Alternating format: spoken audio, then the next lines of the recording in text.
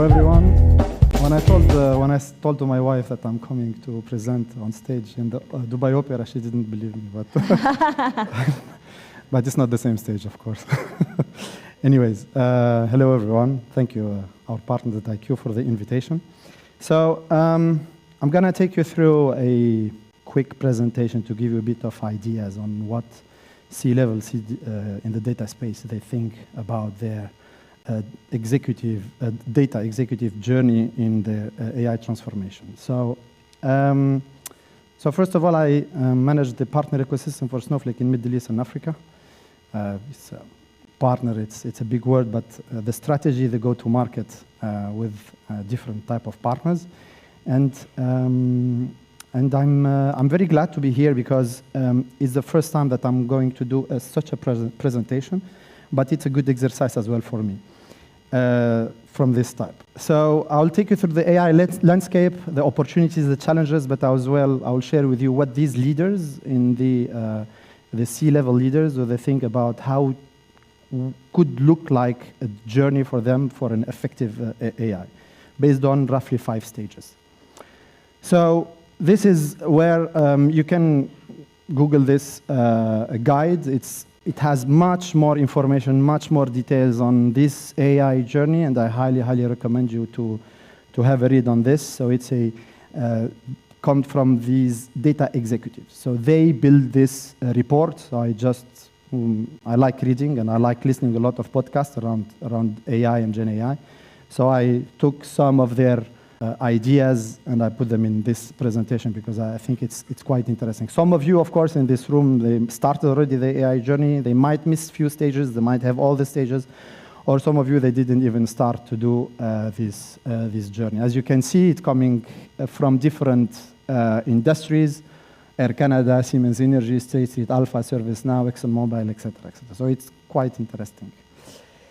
First of all, about the opportunity. So according to McKinsey report, in terms of business opportunity for the Gen AI, business opportunity not only from implementing for service partners that implement these use cases, but as well from companies and that benefit from the Gen AI.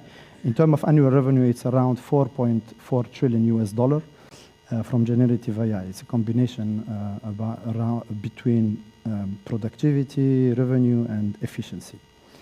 And according as well to some researchers from KPMG, more than 74% of top leaders in the companies, they are looking to adopt their Gen AI as one of their top in mind priority to adopt Gen AI within the coming 12 months. So it is not anymore a hype, but it's really happening.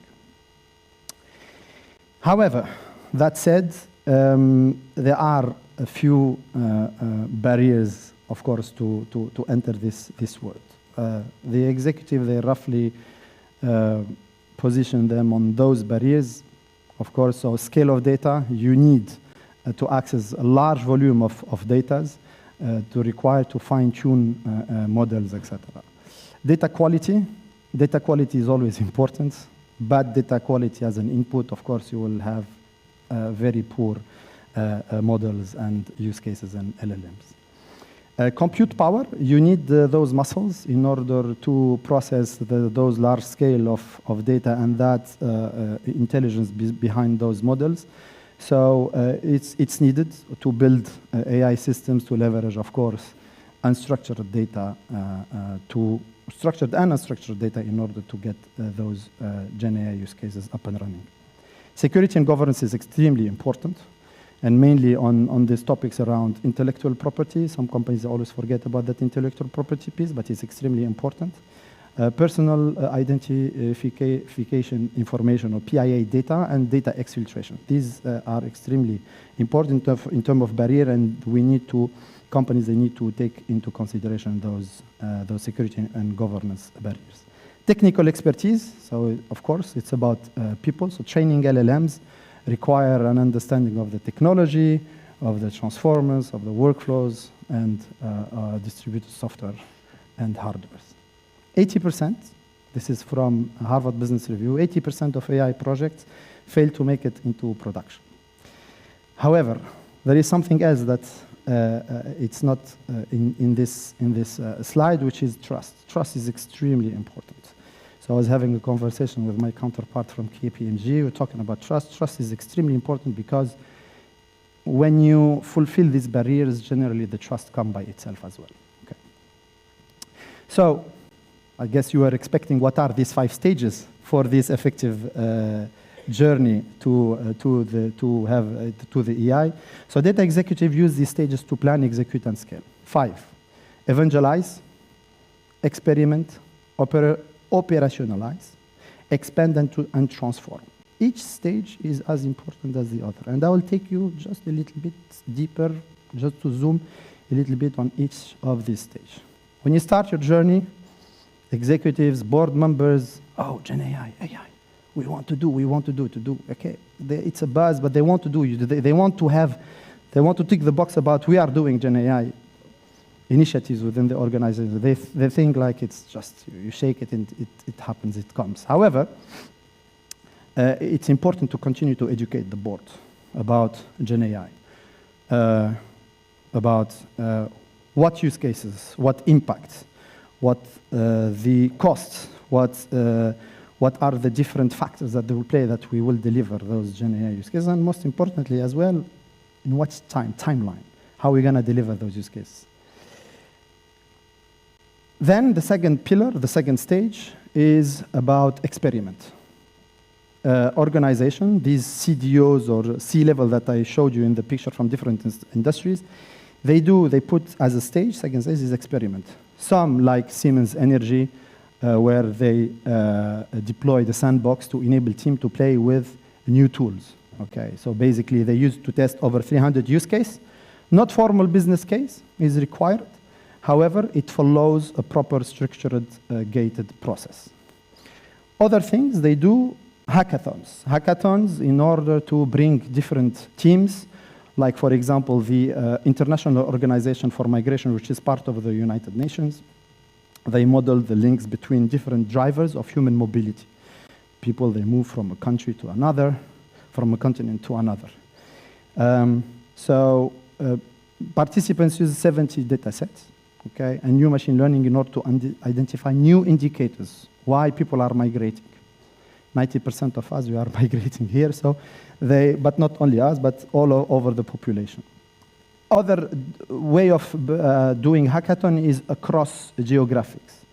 So a large automobile manufacturer brought different teams from different regions, and the winner of each region, they compete against each other, and that creates a kind of competition to deliver the best in breed in terms of starting the journey in this AI. See, these are some examples that have been shared by these CDOs. I like this slide. Does it feel the same for you? How did you get the approval for the? As soon as you talk about AI, take my money, do it. It's very important to set the